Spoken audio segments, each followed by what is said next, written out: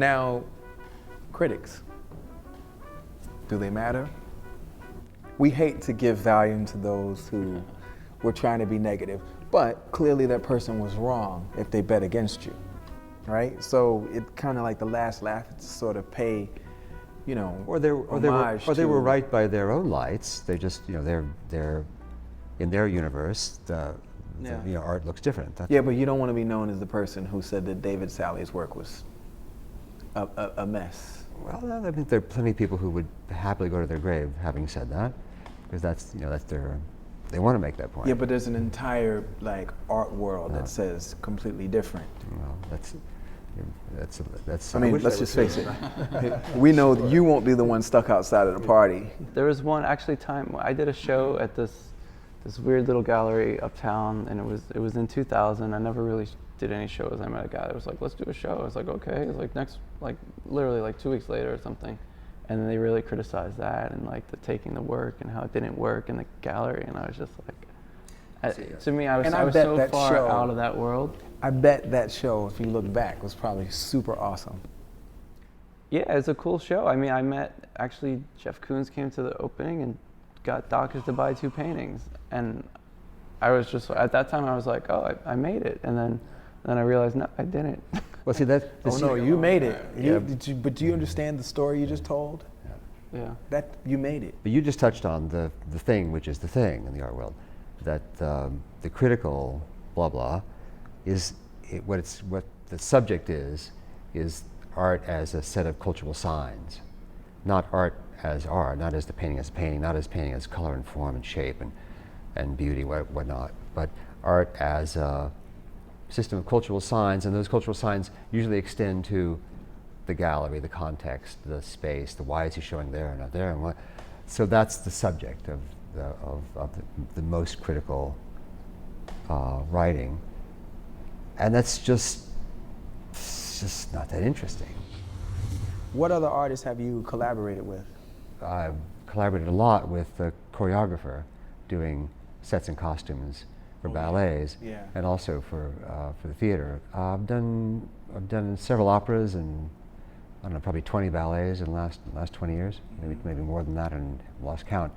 But that's intensely collaborative, and I'm by no means the person who determines the final form of the thing. I throw out ideas and they get used or not used. And I really love that process. I feel I learn a lot from it. I'm very inspired by it. Also Scorsese with the Search and Destroy. I did make a little film a number of years ago, in which I was lucky enough to have Marty as the executive producer of, and actually Marty's an actor in the film as well. Yeah, behind the desk. And that, collaborating with actors in that way was certainly one of the most profound, magical experiences of my life. It felt to me like the movie version of your paintings.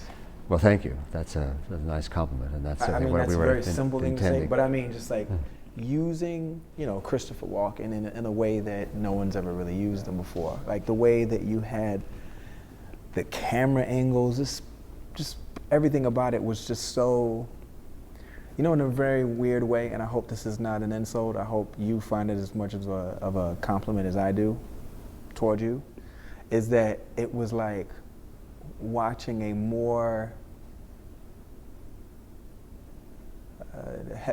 even though it was loose, it was just a little bit heavier than the scripts of like a Harmony Korine. Oh yeah, interesting. Yeah. It was like a link between. No, it's a big compliment. I take that as a huge compliment. Yeah, it's just that you had like A-list actors doing what he would have everydayers in the middle of America do. Well, everybody likes to play. Every creative person likes to play. And if you create an environment where people can play in a serious way, and have fun and do things they don't get to do all the time, something interesting comes out of it. And you, artists that you've collaborated with?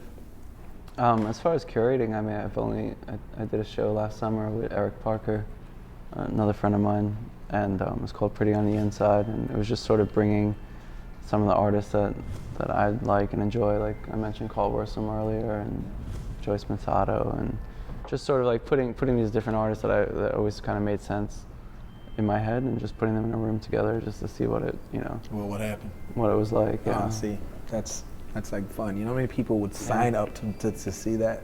Yeah, no, I mean, for me, doing you know, I've done a lot of collaborations product-wise, and it's always a good experience to kind of jump into another person's shoes and see how they make stuff, and just kind of how people operate their business, or just like get things done, and you can kind of like either discard that or take it back and apply it to what you do, and it's good. It's sort of like cross-pollination. I think collaboration is really the future.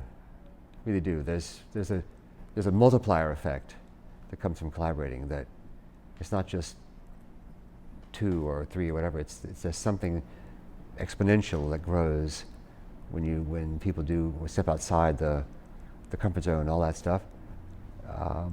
And it's also the nature of contemporary culture. You want to be able to, I mean, what's the most common phrase in the world right now?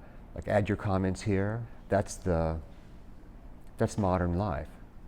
And there's a way in which that must be expressing something really basic to humanity, because that's become you know, the commonality behind almost every experience now. Add your comments here.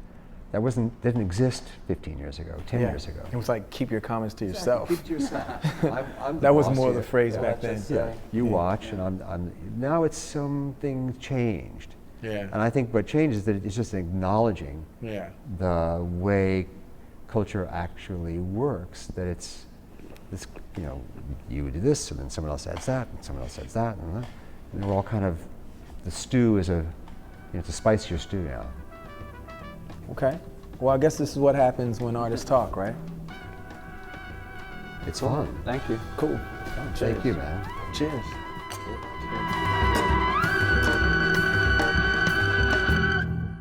When we used to go up to the Cross Bronx and the Major Deegan and just get out and bomb the highways. I mean, I've always said to the people who accuse me of being a pornographer, I wouldn't mind. I don't even have any objection to it. I don't think it's true. Isn't that where the best art comes from? Is from like the purity of a statement. It's amazing when you reach that moment, that epiphanal moment. People actually do see things in a way that's congruent with the way you see them. What does it feel like to hear David Salle say that about your work? It's you know, it's an honor. He's judging your personality. Yeah. How's that feel? Thank you so much. Thank you. Are you serious? I'm sitting here with David Salle and KAWS, and this is ARTST Talk. Have you ever gotten into any legal problems? Nothing that wasn't controllable. You know, there's that fine line between creativity and just mania. I think if I wasn't a writer, I would be a neurotic, strange person that people want to stay away from. It's like harnessing your OCD. Harnessing my OCD. That's a genius. Hey, I'm Joy Bryant, and I am a board sport enthusiast. I like to shred. And on my new show, Across the Board, I'm going to be shredding with the best of them. Want to shred, yeah. Yeah, I want to shred. Yeah, well, let's do it. My favorite friends, celebrities, athletes, artists. We're going to snowboard, we're going to surf, we're going to skateboard, we're going to have a great time. Well, we both came over, went over some hurdles, a little obstacles today. Yeah. You break through shyness, and me. Breaking through that What? Tom, how's it going, Good, dude? how you doing? Good to see you, man. I don't know if you're gonna make it or not. No, I mean, 5 a.m. is tough. What do we got right there? Shark, I see him right there. Oh. All right, come on. This is the frisky one here. Yeah, be careful. You know, you have a reputation of pissing people off. Like, your blog pisses people off. It pisses people off. This face pisses people off, But, yeah, I mean, sometimes I get along. Did your dad, was he on you constantly telling you how to do it since he was in the business? My dad was such a dick, because he'll always tell me I suck, and then when he's in front of other people, that's my son. That's my son. He's real good. Jim. Yeah.